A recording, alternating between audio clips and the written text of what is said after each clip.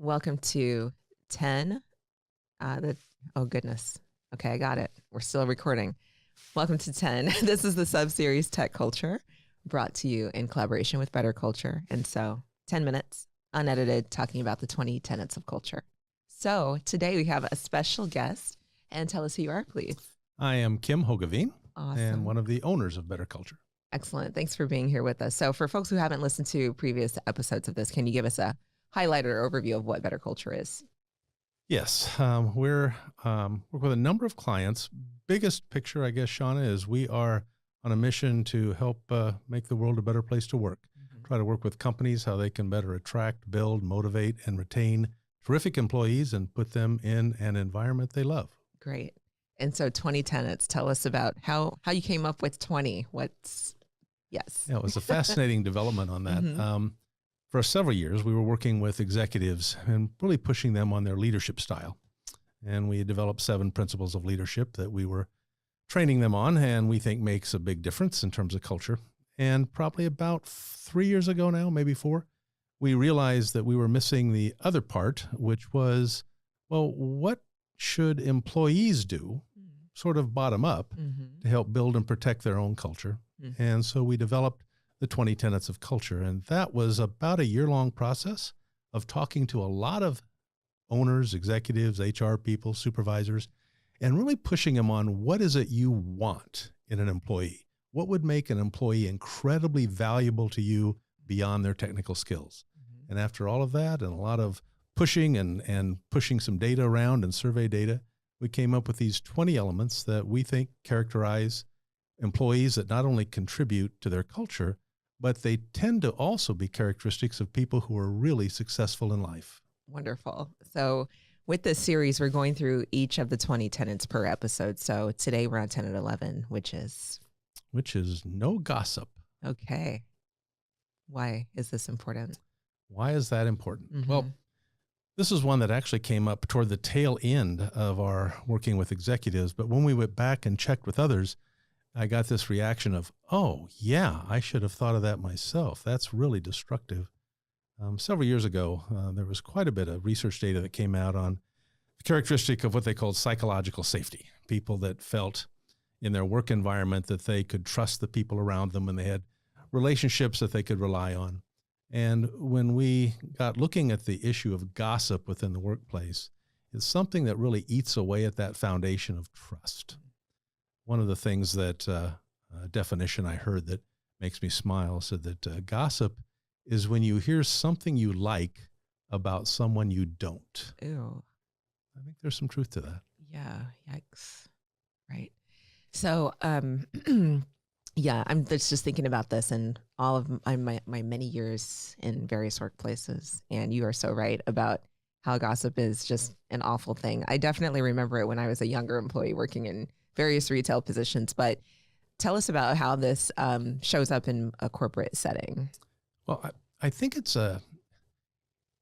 actually really tempting for people. We sort of naturally like to get the juice on things. One of the things that I think has been really for me something that I had never really thought of until we were building this out is sometimes people spread gossip in a way that makes them feel like they're not. So they'll say, Shauna, have you heard about Mary? I'm really concerned about her because. So they sort of hide the gossip in this expression of concern when really they're spreading information that is not helpful to Mary and not the best way to communicate inside the system.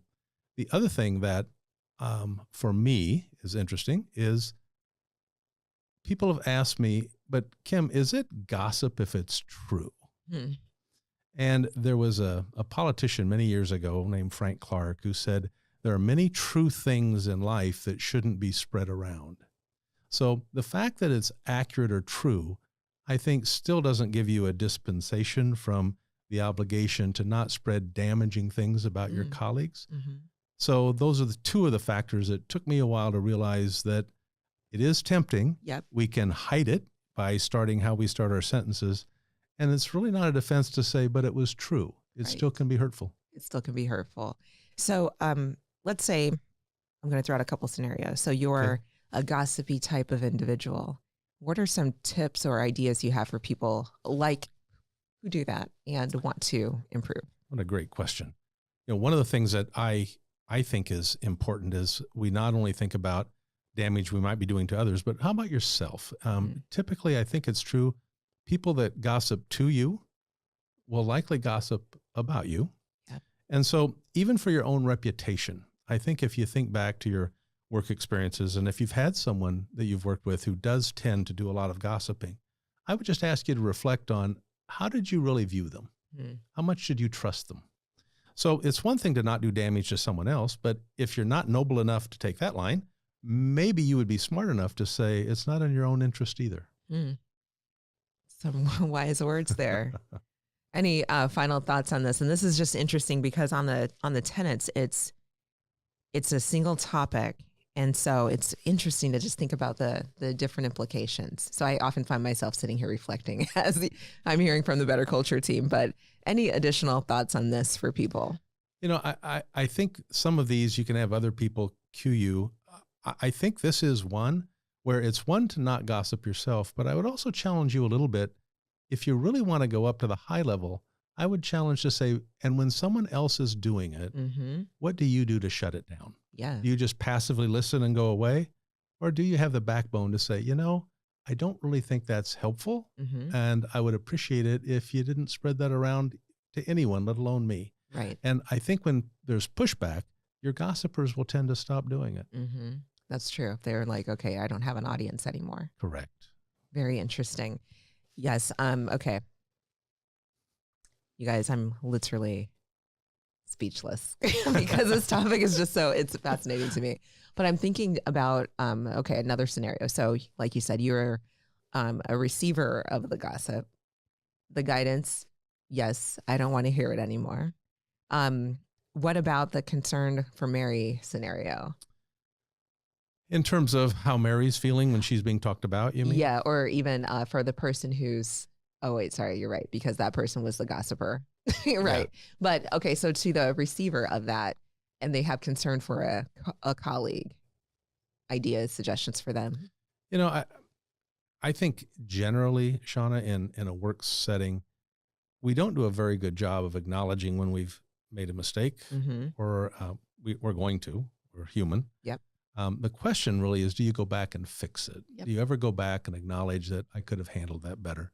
And as odd as it may be, occasionally, if you've slipped up and maybe done said some things you wish you hadn't, it's not a bad idea to go back and try and fix it at least. Yeah. And most of the time, I've found if people are genuine in that, people are pretty gracious.